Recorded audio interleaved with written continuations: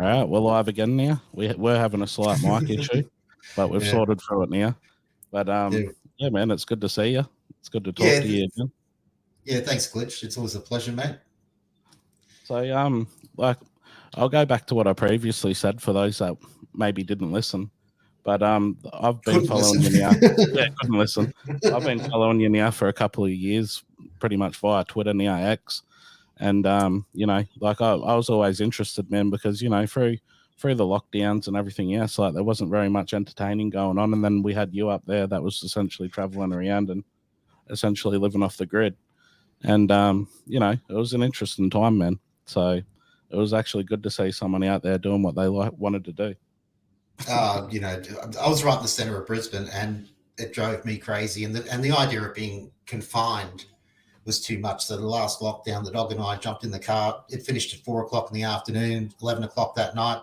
Everything was packed up. Little van, very tiny van, just like a little bedroom on wheels, and boom, up to North Queensland. At that point, yeah. Yeah, yeah. Well, that's cool, man. Like I wish I had the courage to just do something like that. But when you got a young family, it's a bit Yes, hard yeah, to yeah. throw everyone in a van and just be like, all right, let's go. It is. It is, You yeah. But my essentially need, kids are well and truly grown up, so I didn't have that issue. That's true. Just the dog. yeah. Well, it was the perfect time, man, because it was boring. Nothing was really open. It was like the perfect time to go travel around and look around, I guess. Yeah, yeah. I've been up there before, but actually, it's been quite a while since I've done North Queensland. Not driven, I'd flown up there for work stuff and that to Cairns and that, but I hadn't driven up there in years. So Yeah, rediscovered it. Went as far as Cooktown. yeah. Yeah, well, I remember once, like, people, I don't think understand how big Australia is, but like, Oh, compared to the US, you're not I'm wrong. pretty sure, like, the US is probably similar if you want to go state to state, like, pretty much. It's But very close in width, very close. yeah, In because I've driven. Like my first experience of doing this was in around 27, because once again, kids were old enough I could do it, and bought an airline ticket, flew up to Broome, met up with a backpacker, bought his dodgy old Commodore, and drove it back across the country. yeah. So you learn a few, and that was by the seat of your pants. No preparation, no nothing. Just lucky to make it back. Yeah, well, it tells a good story, though, doesn't it? It So does. It was fun. Yeah. that's the real value in it all. So, like, with it, like, you're essentially, a pretty cautious man. You like, do you consider yourself a prepper at all? Oh, look, not to the degree of I wouldn't have a bunker. I Yeah, mean, it'd be nice, but I mean, who could afford that anyway? But at the end of the day, it's really just having what I need around me for any circumstance. If there's a flood, I'm cool. If there's a fire, I'm cool. Because I've got all the things I need to move out of the way, purify water, make a fire, cook stuff, make electricity, whatever I need. And I like to keep it mobile because you just don't know what the situation is going to be. So I've got, through this stuff the other day, I've got 120 litres of diesel always sitting there. So yeah, between that and a full tank of fuel, if I had to get a couple of 1,000 kilometres in one direction, I could. But I just yeah. like to be mobile because you just don't know what's around the corner. And I'm fairly sedentary at the moment in the country, New South Wales. But yeah, I mean, if something happens, I can shoot through and I've got everything I need. Yeah. Well, I was talking to the wife about it the other day, man, and like we are just having a sort of a comedic chat about having a bunker, and it really just come down to the point of like, you know, if it was something if it's something small, a bunker might be all right. But if it Yeah, was yeah, like a nuclear winter or something, like you're probably yeah, better off just walking out in it and perishing because, pretty you know, much. you want to spend Yeah, the next 20 years in a hole. And that's it. like how many books are you going to take? What can you actually use? And it's like you drive yourself insane. Absolutely. Yeah, even your Xbox will become boring after a while because you won't have your online games. Yeah, well then it's like, can you keep it powered too? So Yeah, well, you can do that. Funnily enough, with basic gear, you could have a DC TV, a small inverter, depending on your setup, and you could run your Xbox, no drama, anywhere in the middle of Australia. Wouldn't matter yeah, because it doesn't draw much power. yeah. I've got someone in the chat at the moment. Crypto View likes to be a smartass about cryptocurrency, the one that he likes pumping. But but so like the other day, man, I don't know if it affected Australia wide, but they had an Optus issue, and essentially all the FPOS machines and everything went down. Yeah, You know, yeah, it was. and we've been talking in Australia about pretty much having a digital society, essentially going away from having cash. Yep. And it was like, like being on X and being in, having different people that I follow, it pretty much just lit up with everyone saying, essentially, like, fuck, like, what are we meant to do now? If you got no cash, you can't even buy anything at all. That's it. So I think, Well, you can't. Yeah.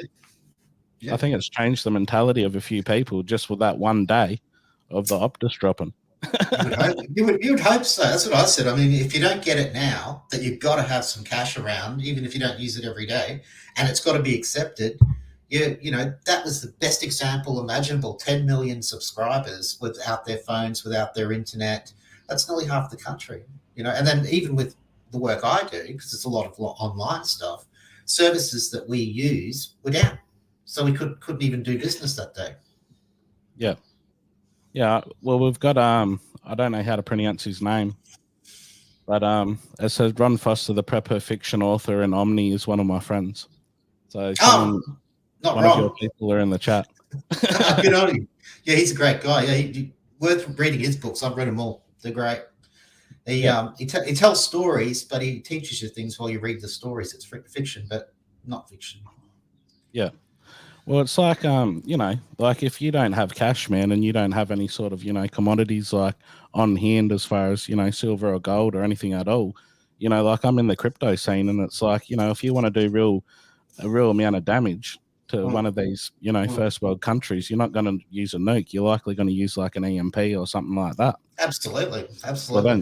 Well, then you're absolutely fucked with your cryptocurrency. And also your the central banking digital currency that they're trying to pump out now across the world. Yeah. So, Well, EMP is the thing, and actually Ron in the chat there, he writes books about this. He does a lot of them about EMPs, so he can tell you all sorts of things about them. But at the end of the day, you can't even eat gold or silver either. So there comes a point where even though providing things bounce back, those things might be valuable if things bounce back. But what if they don't? Or they don't for a very, very long time, So even that is limited in how it can help you. Petrol is going to be worth more money than gold or coffee. Imagine coffee, cigarettes, booze, those things. That's your commodities. That's the stuff that's going to be worth some serious bucks, if something like that ever occurred, and with renewable energy, who knows? Because being someone who's produced my own power a lot, I can tell you, if you're going to rely on wind farms and solar, you're going to have some issues down the track because they're not going to work all the time and they're not going to be optimal. Well, you got all these people, man. They come out and they have like a Faraday cage for their phone, and it's like if the telecommunications go down, well, your phone doesn't mean shit anyway. What's it connecting to? So you might be able to look at photos, but you're not going to be able to connect to a tower. Well, the only use you're going to have with a phone in that situation, if you save one, is you could probably have offline maps and use the offline maps. Yeah. And that way at least you can find your way around if because if you've got good off road maps, it'll show you where water is and things like that. And even in the most remote places, you'd be surprised. You look at, I've got a GPS that's quite a large one, a HEMA, and it's got all the off-road stuff as well. And I can see where water is around the place if I needed it, and as long as you can filter it and things, good. Cool. Well, you'd still have that sort of stuff with traditional maps and all that as well, wouldn't you? Yeah, but hard to have a lot of them and the different scales of them. You really want ones that you can zoom into, and you'd have to have, well, if you're just going to be in a certain area, potentially you could just get a lot of maps for that region. But if you're going to move somewhere else, you may not have detailed maps. Yeah, well, that's true. It's like where does the prepping for something like that end? You know what I mean? It's like, is it ever enough? No, nothing's ever enough, because at some point it just depends on the severity of whatever it is that happens. I mean, a flood. Look, Hurricane Katrina is a great example in America. Everything went nuts. It was all done badly. People, it went insane, but it ended eventually. And that's the thing to it. I mean, are you planning for an apocalypse where there's zombies running around everywhere, or are you planning for something that might put you out of action for a month or a week or whatever? So it's how long's a piece of string? Yeah, well, that's it, man. That's why I just try to not really think about it, to be honest. There's That's probably really something no that I point. should really think about, but I don't. No Yeah, point. But look, it's it's Crypto always View pays to said, have something. Sorry. yeah, Yeah. I said, Crypto View said he should live in Venezuela because I think that's where he's from. That's the Wild West. Is I it? think I think if I lived there, Crypto View, I'd just walk out into it and just end it. Yeah. So, Yeah. like you're up to date more with like Australian law and all the rest of it, man. Like this conversation is going to bounce around a little bit because this isn't really my expertise. So I'm just going to pretty much throw questions at you when I think of them. Sure. But essentially, like when these shops around Australia have the big sign on the window and they say "Do not accept cash," like is that actually, are they legally allowed to do that, being that it's legal tender? Well, it's a good question, isn't it? I wouldn't have thought a lot of things that happened in the last 2 or 3 years were legal, but they happened. And Yeah. and personally, I think at the end of the day, I think there'll be a kickback on that, and those businesses will find a lot of people just won't use them, particularly after after the other day. I think that there's going to be a reaction to what happened because it affected so many people. I mean, you're trying to get a parking spot in Victoria, for instance. You have to use an app to pay for your parking. You don't just put money in a meter or anything like that anymore. You've got to Oh, I didn't know literally that. use an app. Yeah, in Victoria, and I think I was driving through a couple of the small towns there, Parkmate or something or other they call it. You've got to download the app. So how do you park your car? So that must have affected people as well, I assume. Yeah. Otherwise, you Yeah. get a ticket. Well, we must have lost billions of dollars that day though, because it did affect Oh, like, even around the local vicinity where I am, like it definitely affected a lot of people. So yeah. I'm just reading the messages as well in case someone has a better question than what I have. Yeah, sure. Mrs. GTG, which is my wife, said, I don't know about Doomsday Bunker, but because I think we'd drive each other crazy. But these blackouts and 35-degree heat may be something we should be more prepared for. Yeah. Yeah. Well, the thing is with people off grid, right? Just touch on that a little bit. You've got to work out what do you need, because to set up a house and have that house completely off grid, running all the things you normally run, can be done, but it costs you $1 squillion. And I can tell you now, you won't just have a yard full of solar panels. You're going to have a big diesel generator and a big batch of diesel stored for as long as you can store it too, by the way, because it goes off. But you can stabilize it for maybe 12 months. And you're not going to have that. So what do you need? You need some lights. Okay, LED lights are great. DC powered. They don't draw much juice, and they work. They're quite good. I mean, they're very good. Then fridge. You're only going to have a DC fridge, like an Engel or something like that. 4-wheel drive. Maybe a larger one, but you need a DC powered fridge. Lights and fridge are probably the two biggest things you're going to need electricity for, and maybe powering some devices depending on the situation. But thinking beyond that, I mean, you can buy little hot water things that you camp with and that, and they're quite good. But you need gas cylinders. So you're going to have a ton of gas cylinders because it's a finite thing. So your solar, from my point of view, I've got 2 or 3 batteries, lithium, and I use solar on them. When I was camping outdoors for 4 months, I just had one dodgy panel because I've got good ones, but I put a dodgy one out from King's, little blanket, because if someone stole it, I didn't care. But my good Red Arc ones, if someone stole it while I wasn't there, I would have been very disturbed. And I just had a little Dometic battery with that hanging out the door, and the fridge was recharged every night.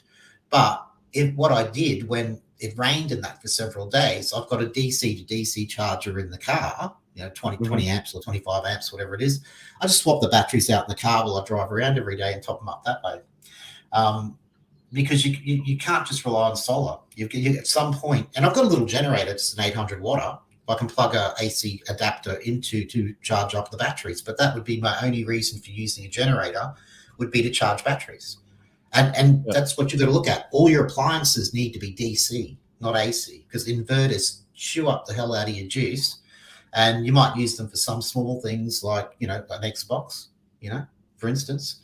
But in the big picture, you need everything DC. So you need a DC fridge, you need DC lights, and that way you don't use very much out of your batteries. Yeah. So like with DC, so like I'm only just It's, like I said, it's not really my thing, but that's direct current. And then you got alternating current. Yeah. And like direct current, the reason they didn't really use that for cities and whatnot was more for the fact of distance. I'm pretty sure. Is that correct? Yeah, it was. Yeah. So, well, Westinghouse was pushing DC while Tesla was pushing AC, and then they all swapped over and used AC anyway and took it off him. Yeah, because I think if they were going to use like direct current, they would have had to have like substations like on every corner. Yeah. So alternating current was the one they went for. So but your batteries are basically DC current. So if you can turn it into AC, but it's very wasteful, and you'll use your batteries very quickly and run them down. So you use an inverter to make it AC current. Yeah. So with the DC devices, like, so are they specialty items? Are they? Look, it's all changed. Like you go to 4-wheel drive shops, that's where you want to go, because that's everyone that's got 4-wheel drives, myself included. We kit them out with everything you need to just pull up anywhere and camp for a few days. And I've even just fitted a solar panel to the roof full time now as well. So if I'm not driving the car and charging the batteries, and I've got 2 batteries in the back of the car, I just whack it on the solar and charge them. But at the end of the day, all of those shops, they've got the fridges. Now you can get quite large ones, but I've just got like a 35. And the Engel is the best. I mean, everyone will tell you that because they last forever. They're bulletproof. Whereas you can get cheaper ones and they're good, but on a really hot day, you notice the difference because they don't have the same level of insulation.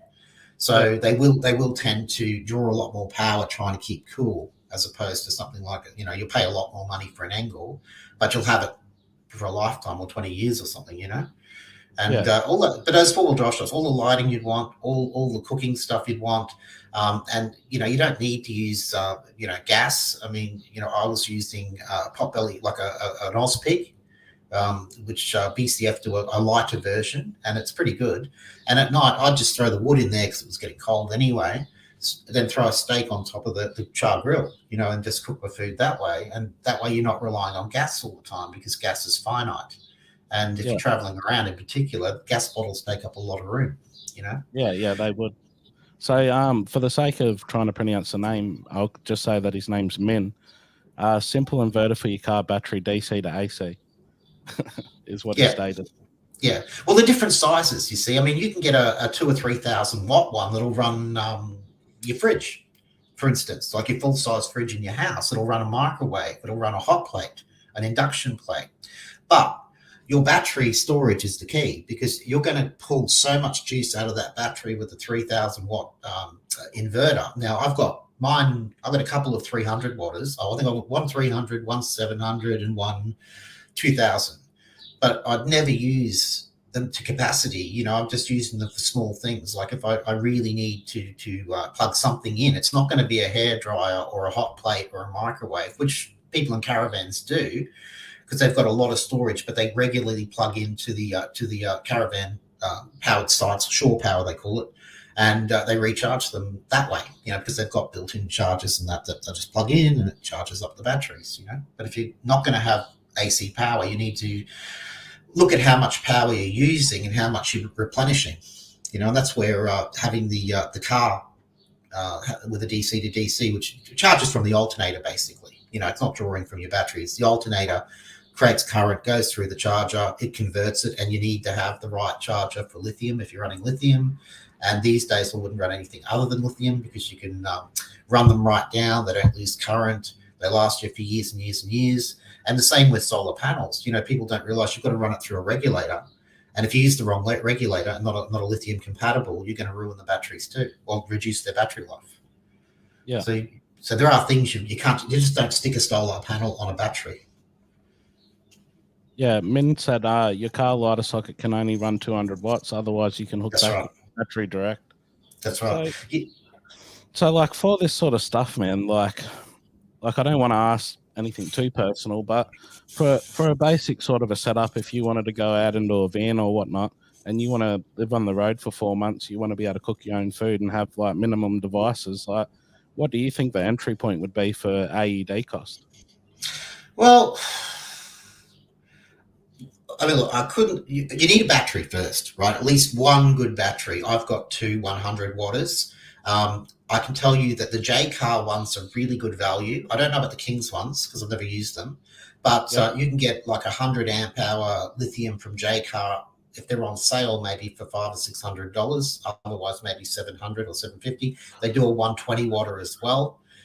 So the battery is going to be your biggest cost up front. But the battery is where if you've got solar, you've got chargers, you've got whatever, it's got to go into a battery because you've got to store the power. That's the key to it all. Then you work out with my charging capacity, like my solar panels and whatever. It's all about, it's not, you hear them say watts, they go, 200 watt panel, this, that, yeah. What I want to know is how many amps is it pushing down into the battery? And I've got a Red Arc 120 watt fold out, light as anything, expensive though, probably about $550. But I can put that out on a sunny day and it'll throw 7 amps into the 100 amp hour battery. So it'll charge in a day, no problem. I don't need more power than that going into it. But if I had 200 amps of batteries or more, I would need a bigger supply of amps. So that's where your cost for your panels comes into it.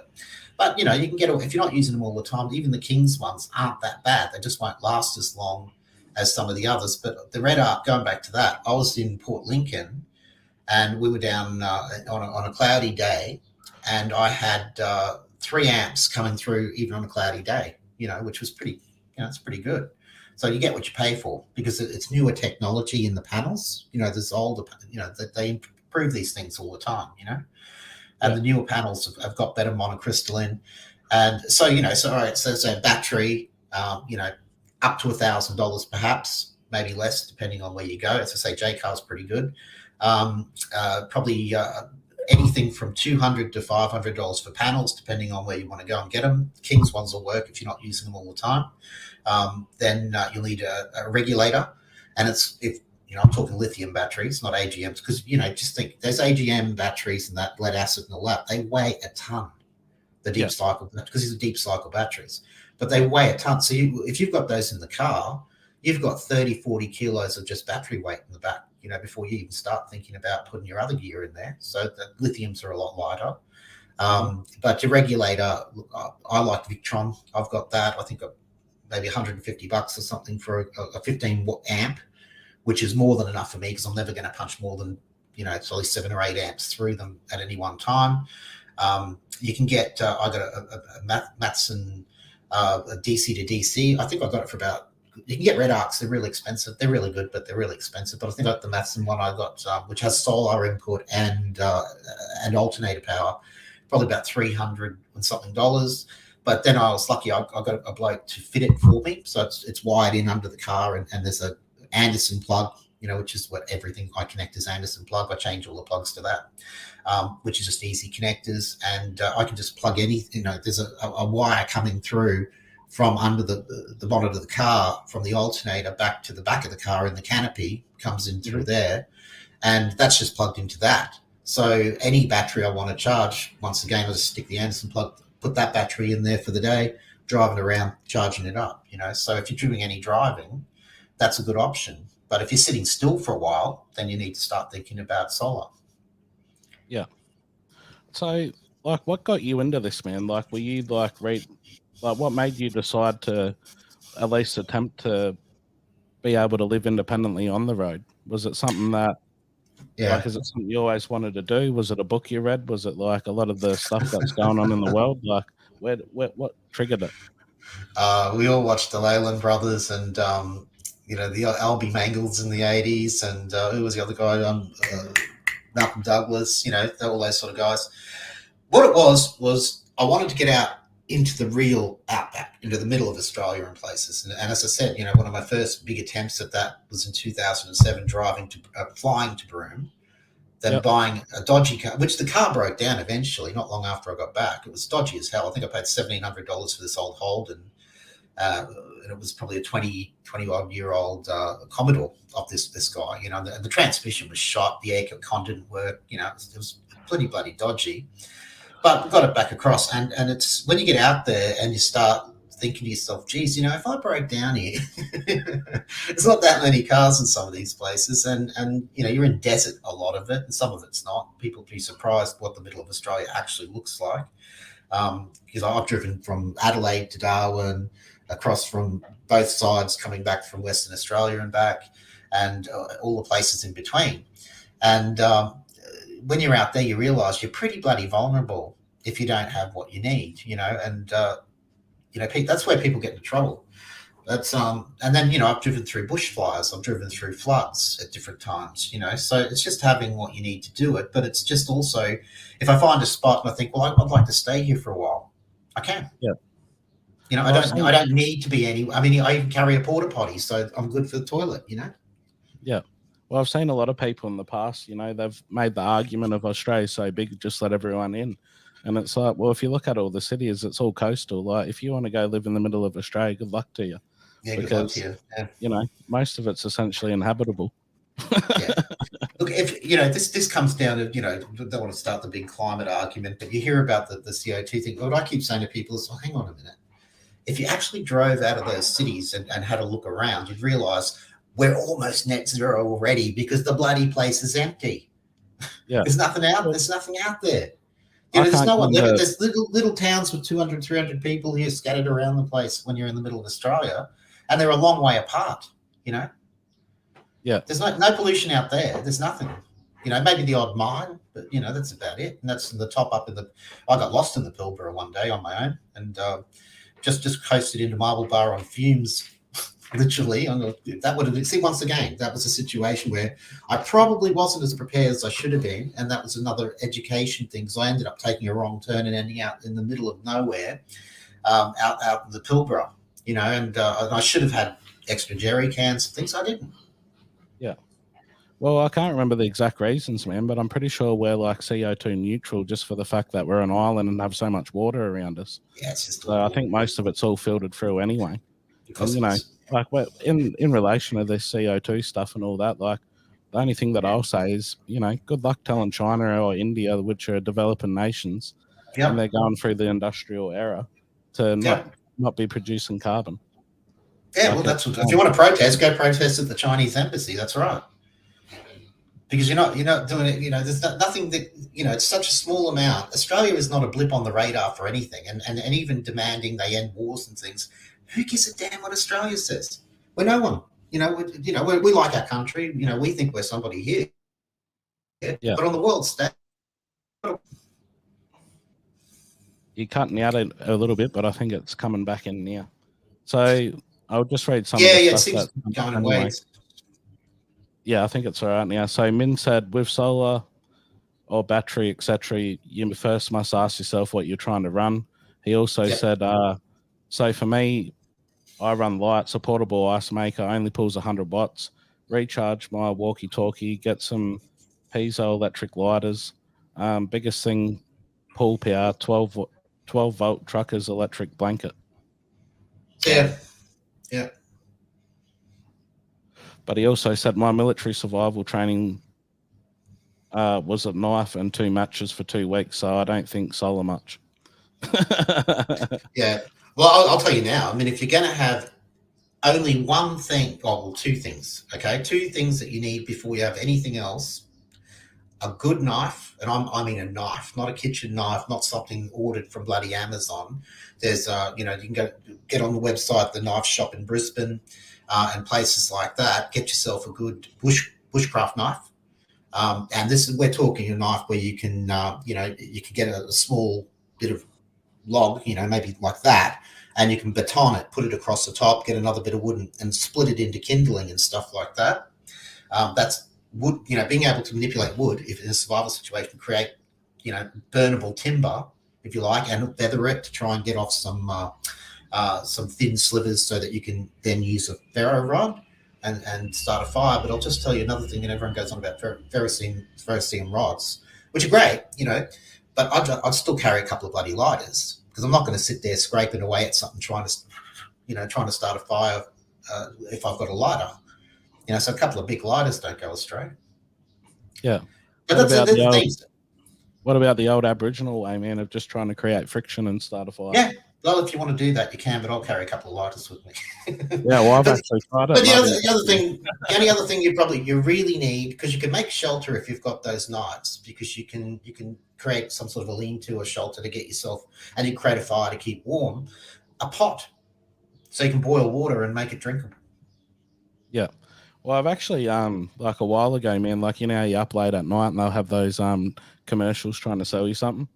I was looking at they had one night and they had these little straws and they reckon you could just walk up to any sort of water and essentially just drink straight from the straw and it Yeah, will you can. filter it through. Yeah, you But can. then I'm thinking, you know, like I've used these sort of things like in a larger scale for houses and whatnot, Yeah. and you're gonna have to have like you know a lot of filters and stuff as well because how long is it actually gonna last? Well, funnily enough, it's funny because I was only just pulling mine out earlier, and I've got the ones you're talking. Those life straws. I'm not a fan of those personally, but there's a little ones called Sawyer water filters, and you can get them. There's a survival shop in WA. You just search Survival Supplies Australia, you'll find it. These things will do about 200 gallons of water or something. It's a lot of water, but they're a straw. Now, what I've got is uh, God, I just can't think of the name of it off the top of my head. I've got like a proper filter, which is about that big with a pump on it. And it's not heavy, not big. It's called Catadyne. Catadyne's the brand. They're the best. And this wasn't cheap, but I've only got this one not that long ago because I've got a few different ones. The Hiker Pros, they're really good. Catadyne make those. They're not too expensive. But these things, you can pump through a litre or so of water a minute because you've got to think about it. I mean, you're not always going to be in a situation where you're going to be bending over, trying to suck water out of a bloody ditch or something. You want to be able to produce a bit of water, and if you're smart, you've got a container with you to put it in. Yeah, A good container. Even just a bloody Coke bottle, whatever. But we're talking. These sort of filters are not like the ones in your home. Like if I was stuck in the middle of Australia and it's been rain a while ago. There's ruts in the ground from the 4-wheel drives. I could bend over into those ruts with mozzies and everything, and you name it, ditch water, and I could actually filter that and drink it, and without getting any bacteria, because that's yeah, what it's all about. It's just bacteria. Because if you get diarrhea, you're going to lose more moisture, and that's why people die. They don't die of thirst or dehydration that way. It's because they drink bad water and they start vomiting and the other thing, and that's where they lose their moisture. yeah. Well, Min said, "Lol, can the host designate?" I'm not saying the word right, but it's essentially filter water. And if it's in reference to me, if there was anything that was going on in the world that was pretty catastrophic, I'd be dead. So Yeah, I'm not gonna play pretend and think I know everything. And no, that's the reason that I'm talking to you, man, because it does interest me. But it's like, if you want to start having some sort of like sustainability and whatnot, and you've got a young family, yeah, it's salt water. He said it's yeah. essentially Desalinate. You yeah, can get desalinate it. desalinators. Yeah, yeah. I There's was ways you reading can it. do I that with knew that one. yeah, I was reading it. I knew what it was meant to say, but I couldn't Yeah, get it yeah, out. yeah. There is an easy way to do that, to make salt water. You can buy desalinators. They're quite expensive because they use them on yachts and things. They call them water makers, I think. But you can get a portable one from Canada. I think it's about $3,000. But what you can do is get a big pot, boil the water, put a towel over the top of it. Then, as it gets soaked, take the towel, squeeze it out. There's your water. Yeah, Bit of a pain in the bum, but if you got stuck, you could do it. yeah. And Well, you can do that's the that with thing. any water, really. Like if you were trying to do this stuff though when your kids were young and all the rest of it, like even at the moment, if you go on a 4-month trip and you're doing it off the grid, even having a dog would add an extra complexity. Like it would make it a bit more complex. Oh, yeah, But yeah, yeah. because a dog, and you got a fair sized dog too. Like I wouldn't imagine he has a small meal. No, no, no. I've got it. Well, that's one of the reasons it's good to have a fridge so I can store, because they work as a freezer or a fridge, and you get ones that are both. But I just don't have room for a lot. But I can freeze a bunch of meat for him, get some dry food for him if we're going to be out for a while. But yeah, I mean, but then again, he's the sort of dog that if he was really bloody hungry, there's probably rabbits and things running around. He'd go find one. Um, yeah, because there's always rodents or some sort. But I'd hate it to get to that. But I reckon he could feed himself if he really had to. Probably feed me too. Yeah, bring you But back at the some. end of the day, look, it's not prepping for the end of the world, which is nice if you can afford to. But it's bushfires, it's floods, it's outages of electricity. So there's no electricity. You can't go and pump petrol in your car if there's no power. And it may not be an EMP that's going to last for the next 20, 30 years or more. It's probably just the fact that they've built all these farms and windmills and things, and they don't work, and you're going to have brownouts, rather than blackouts. and you may not be able to go, and there might be petrol in the ground, but you can't pay for it. Even if you can pay for it, you got cash. How are they going to pump it up out of the ground if there's no power? So it's just things like that. It's just general things. Well, that's also like, why are you saying that, man? I'm thinking like, most of the chips and everything that are made in China. Yeah. So because, like if we have something that's really going on, they might not just want to do it anymore. They might just not want to trade those chips. And, like we don't manufacture anything in Australia, as you know. Like we'll essentially send away raw material and then buy it back 10 times the cost when it's been turned into something. Yeah. And it's, like I think we really need, like the government itself really needs to look at actually having some sort of sustainability ourselves.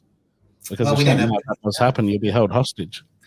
Well, we used to refine our own oil here because there's a lot of oil, and now we don't. Now we send it overseas, get it refined, and buy it back at inflated price. But the problem you got is, they keep talking about China and all the rest of it. Well, if there's a war with China, and it may not involve us, shipping lanes aren't going to be open, and we're stuffed. That alone, because we don't make anything here, as you say. Yeah. Not anymore. Well, Minas, and you might know this because I'm not sure about the gun laws and what we're allowed to have anymore, but Minas are rifles legal in Australia?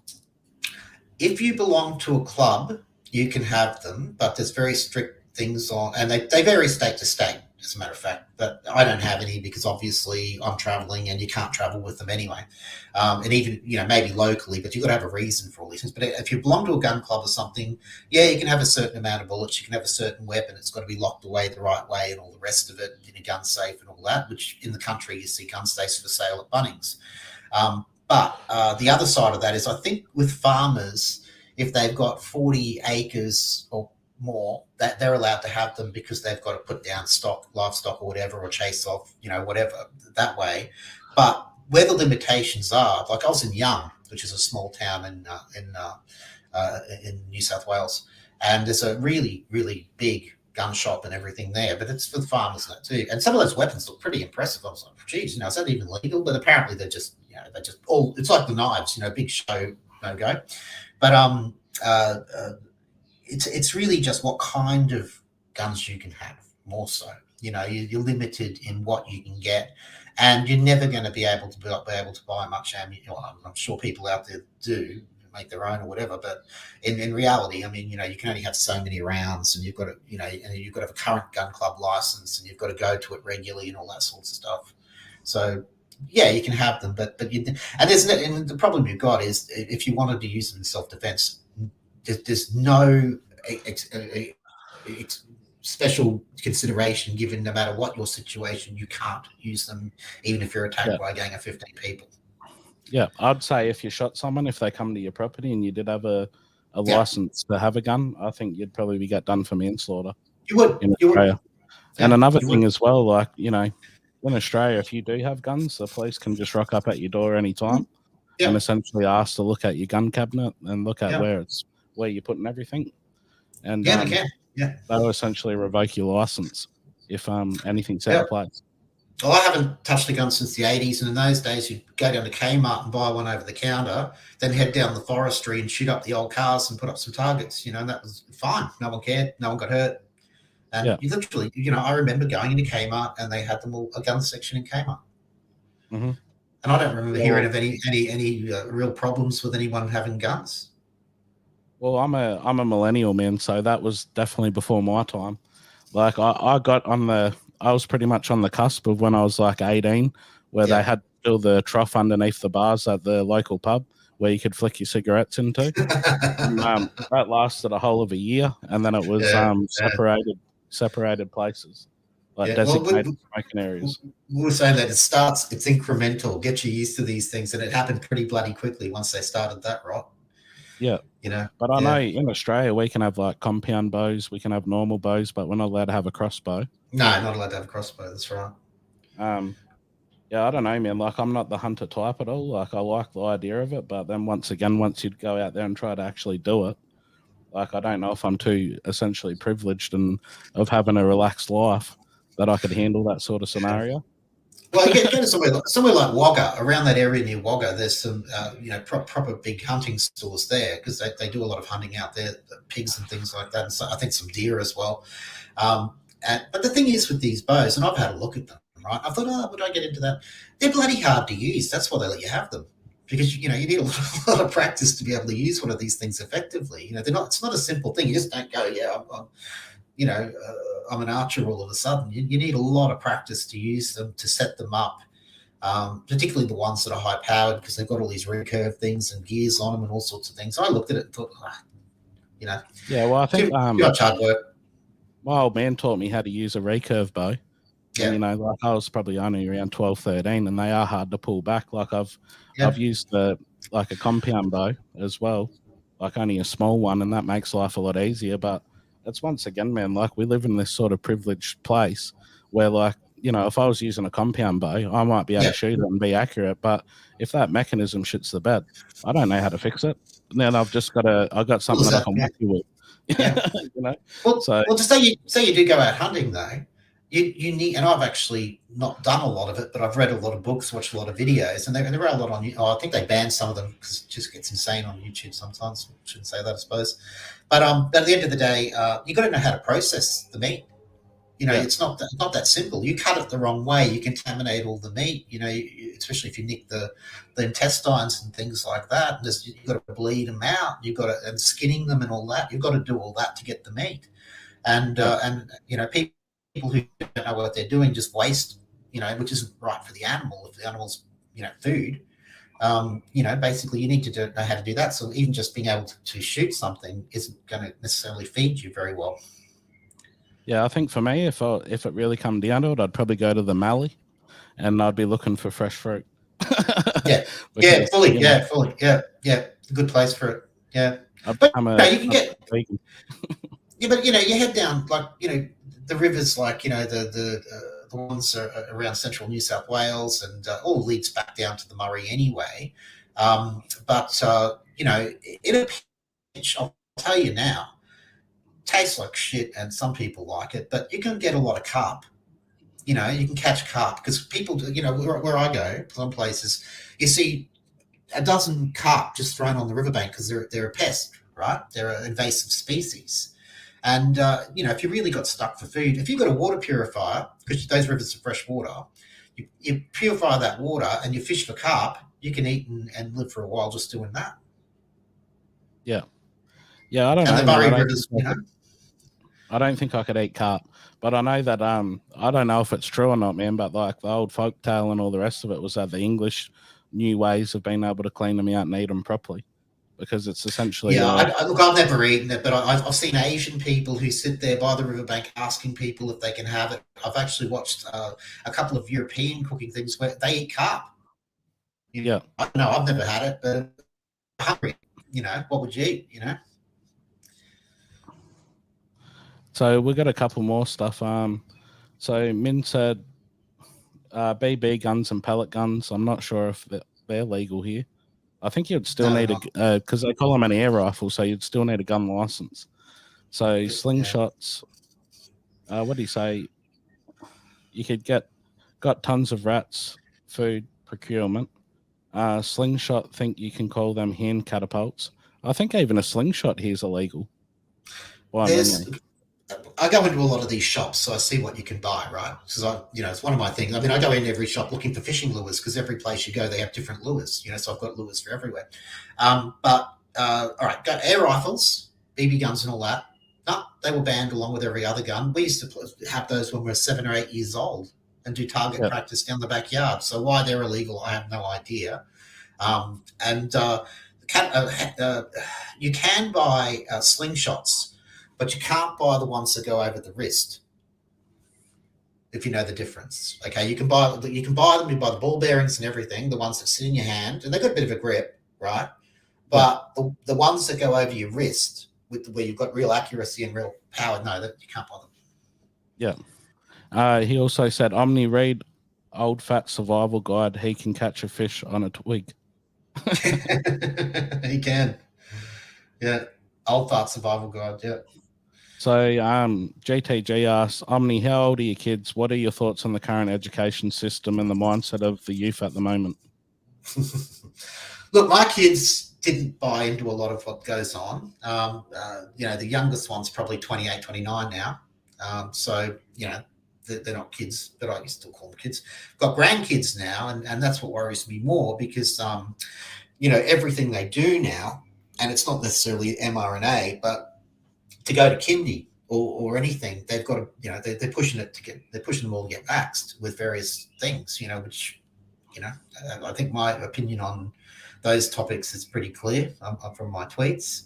Well, we'll stay away from the that. Yeah, the current one, but I'll say this: I've got an 8-year-old, and like this is pre-pandemic and everything else. And yeah, I'm sitting down, and they essentially told us, like he can't even go to school at all unless if he's got his vaccinations. Yeah. And like they've got one, and it's like they give you like a cocktail. So, like you don't know what sort of reaction you're going to get from what one. Yeah. And instead of like, having it like a week in between or 2 weeks between these individual shots, they just whack it all in one, and that's it.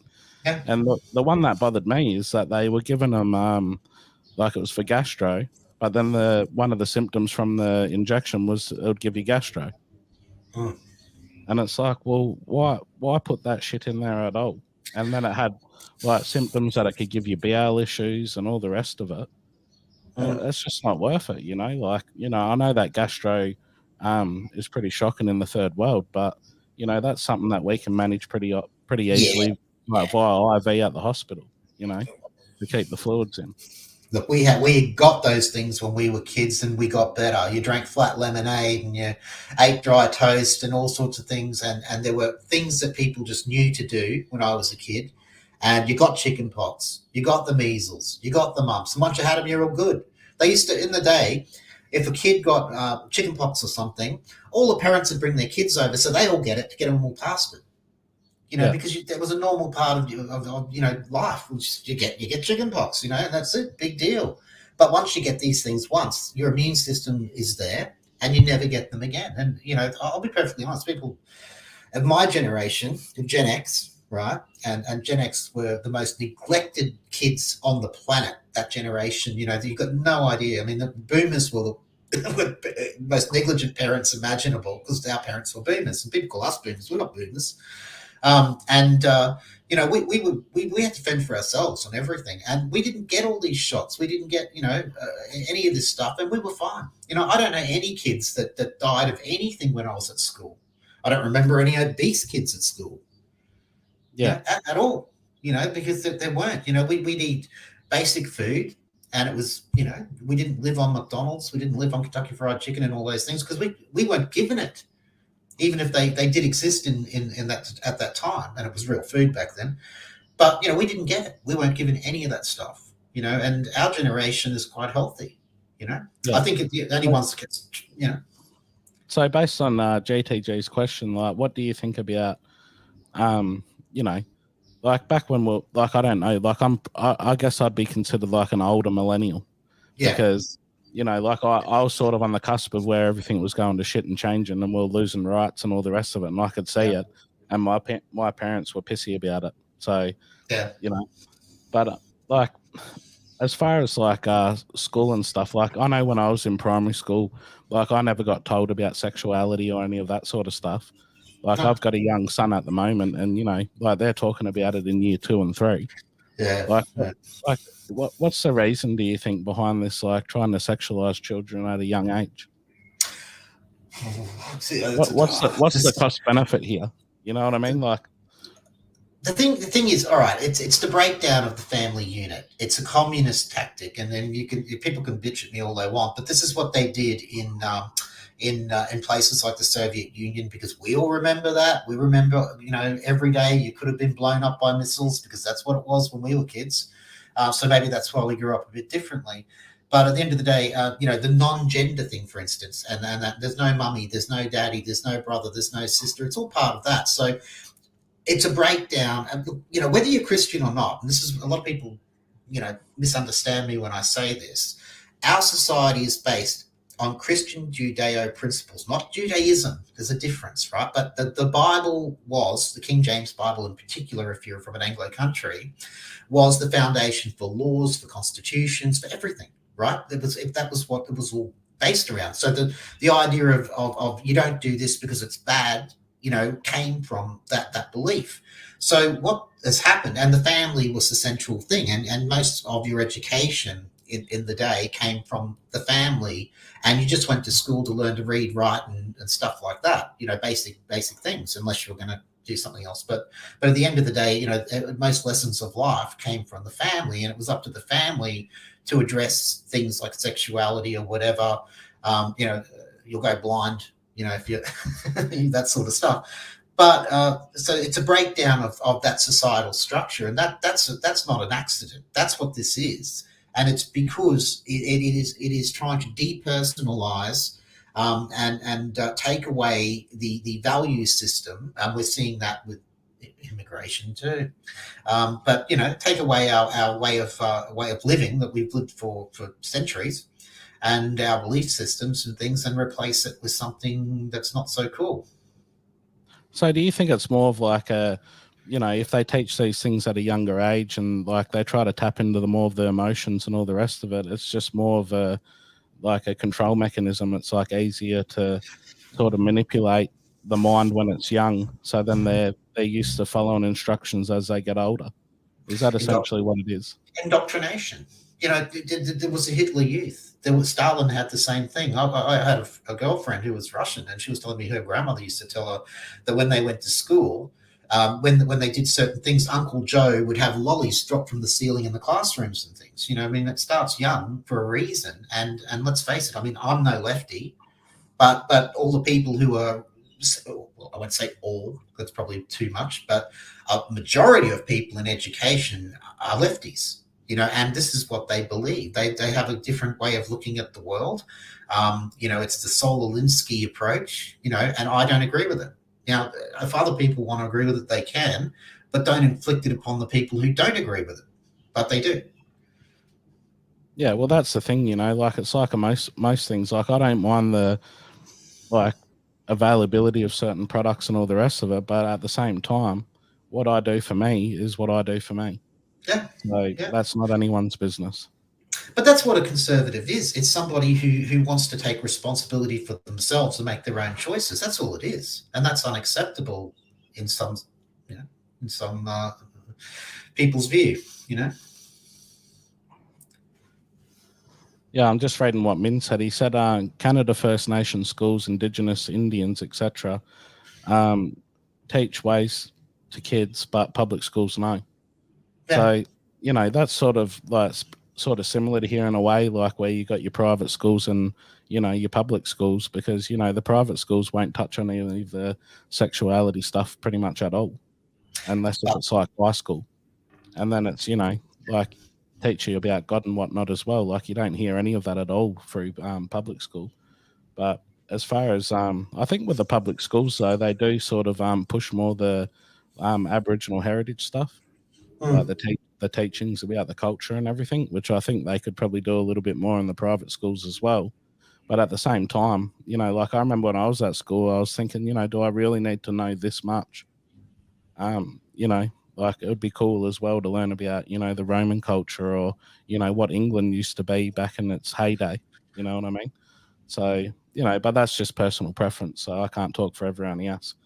I'm just reading through some of the different stuff. Yeah, so GTG was essentially saying that like they're trying to diagnose kids a lot more now, saying if they got behavioral issues, it's ADD, you need to get medicated. It's they've got anxiety and all the rest of it.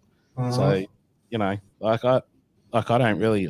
I'm guessing like the medication side would be more to make you docile, because like if you're a bit erratic and all the rest of it growing up, like most of the time you're going to get older and sort of relax a little bit because you've lived like that for a long time. So you need to slow down.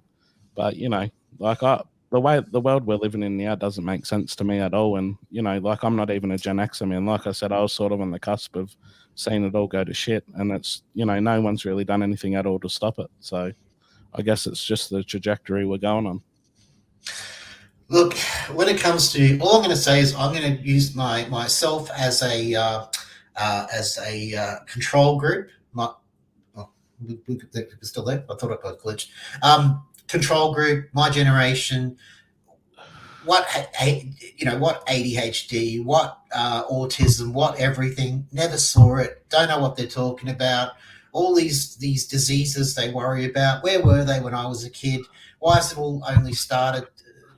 Now, and I'm not going to get into why I think it has, because that will just get your trouble, create problems. But I think we all sort of have a fair idea on what it is. But at the end of the day, we grew up healthy. We grew up, hardworking. Well, not everyone, obviously, but at the end of the day, our generation was the generation of the '80s, the go getter. I can be successful generation. That's what we grew up with. We were watching Donald Trump in the 90s. Well, I was in the 1980s. Reading The Art of the Deal in the 1980s, because he was, wow, one day I want to be like him, type of thing. And it's gone now. It's just, oh, let's cry about this, let's cry about that, and that drives me bloody nuts, because stop feeling sorry for yourself. Get off your bum. I actually find the generational stuff interesting, man, because most Gen Xers, their kids are Gen Z, right? Yeah. And Gen Z are the ones that are essentially the hard pushers of the left mind virus, essentially, like that. Yeah. And it's just weird to me because, I'm a millennial and our kids are Generation Alpha, and you can see the difference between the Gen Zs and the Gen Alpha, but it's weird that they come from your gen. Yeah. I know. Like, because you are the opposite. So it's like, do you even get along with your kids? Like, your kids are older, yours are millennials. Mine are old, mine are more your age, so yeah, I mean, I didn't have these issues, fortunately. Thank God I punched out a few kids early in my life rather than later. But yeah, look, at the end of the day, I never had, and what happened was with certain things in the last few years, they said, because I was telling them all their lives, and they go, you know what, you were right. Because I was telling them things when they were single. Yeah, when they were young, they would have thought, gee, Dad's a nut. Yeah. But then the last few years, they went, holy sheep shit. And it was all just there. And then this is it. I mean, I guess what amazed me the most, two things. That people were just so easily told what to do. That was scary. And they just didn't have their own mind on things. But fear is a big thing. But why are they so frightened? I mean, But the other thing was that the referendum was a really clear indication that certain things, the wokey sort of stuff, is being rejected. That's what that is. It's more than just what was being voted on. It's a movement, and I think that the vote may have been even higher than it was, but I'm not going to get into that either. But let's just say 60% of Australia said no, flat out. Every state, well, you can't count ACT. But at the end of the day, every state jumped on board, and that's I didn't expect that. I didn't, and I just thought, wow, that gives me some hope, some faith in the country. That's, people actually thought about this. Wow. Well, the thing, like, I won't get into it too much, but I was reading a lot of stuff on X, and there was a lot of people from the city and all the rest of it. Because if you looked at the voting, it was condensed yes votes in like the heart of the city. Yeah. And then in rural Australia, which is roughly where I'm located, it's like, we live in the Aboriginal communities. We know them very well. We speak to the Aboriginal people every day. And like, I don't think I met an Aboriginal in my community that didn't ask me personally that when I come across them to vote no. They didn't want it. Yeah. So, well, like, see, that's the thing. I've been saying that a while. Yeah. Yeah. Yeah. Because so you live with it every day. We like to refer. Yeah, we like to refer to the people in the city as yuppies, and at the end of the day, they don't understand. So, well, the thing is, this is what I kept saying to a lot of people, because where I am is the same as where you are, more or less, small townish, mixture of people, and I just kept saying to people, look, and me in particular, because I've done a hell of a lot of traveling, for many years, not just recently. And I've been pretty much everywhere in the bloody country. I've been to Esperance, I've been to Albany, but you name it. And I've never seen racism. I only see it on TV. Yeah. You know what I'm saying? I don't see any racism in any of these towns. And I think that's why rural Australia rejected it, because they know it's not true. Where's the racism? What racism? Because we all shop in the same shopping centres. We all walk down the same streets. No one's abusing each other. No one's saying anything negative to anyone. The kids are mixed in the schools. Yeah, exactly right. So Carl Henderson said, what do you think about all the girls getting tattooed?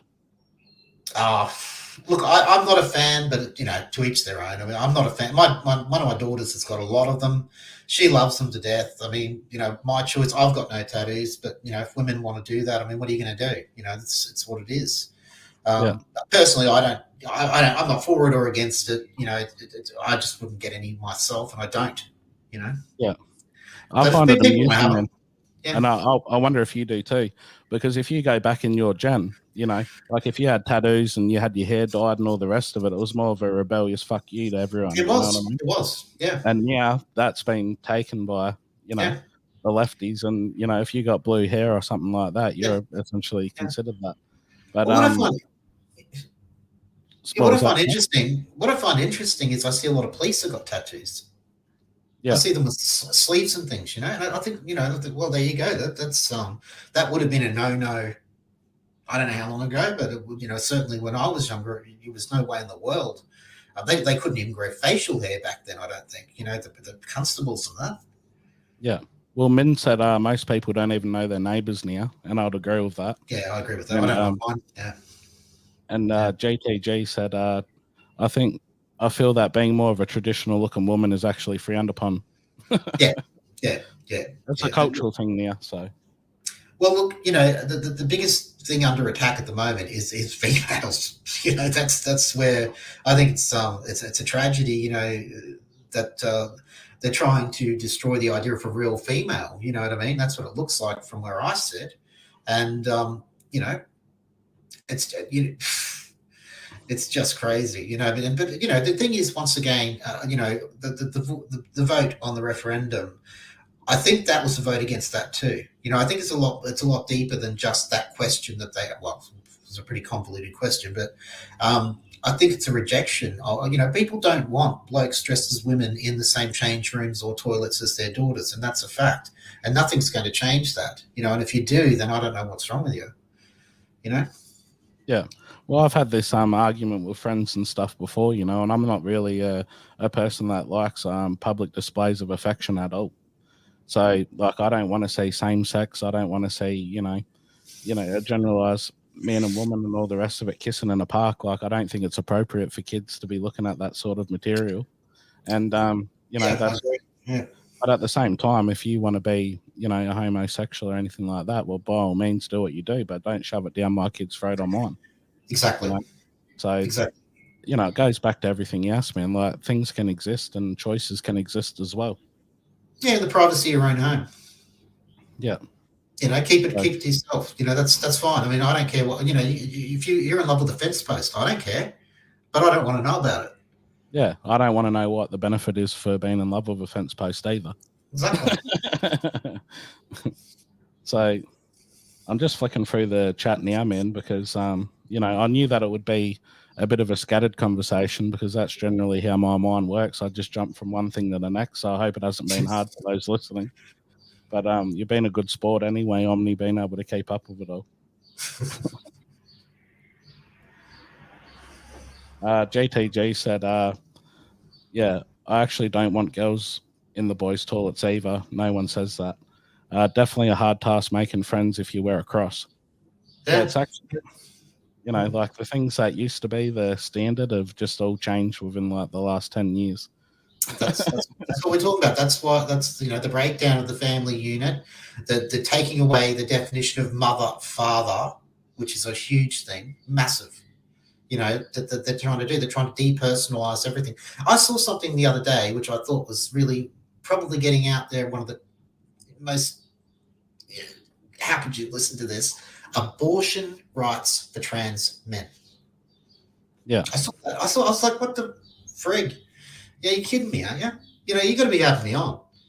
Well, that's the thing. Like, you got Australia at the moment; they want to do like a disinformation bill, Yeah, and you know they're the controllers of all things, yeah, and it's yeah. you know like that. Like, do we live in reality anymore? What is it that we're in? It's you used to be able to talk facts, and Yeah. nowadays that's like frowned upon. Rethink Theory said, "Have enjoyed this convo a lot. I like that you hit the off the grid and then just had a conversation about very important topics." So there you go. Oh, good. Cool. But we've hit around the hour mark now, man. I could talk to you for like the next 2 or 3 hours, but I'm sure we've both got better things to do. It's time So to get on. if you My don't, dog's missing me. My dog's. I was looking for my dog. I can't find him. he might have If heard me you, voice and been like, "Nah," and just left. So he'll be around here somewhere. He's probably sitting over there. He knows what I'm on, you know, because I work on the phone a lot. So he's very good like that. You know, let me work and just go and find his spot. yeah. Well, he's getting on in age now, I'm guessing as well. So that's probably relaxed him a little bit more. Yeah, he still humps the hell out of me. Yeah. Well, man, I'll end it now if you don't mind. Yeah, And yeah, no, all good. Been a stick pleasure. around. Thanks. No worries. Stick around for a couple of minutes, and we'll close up after. But yeah. All right. Well, thanks for having you on, man. It was good talking to you. Yeah, thanks, Glitch. Good on you, mate. Thanks for all that listened.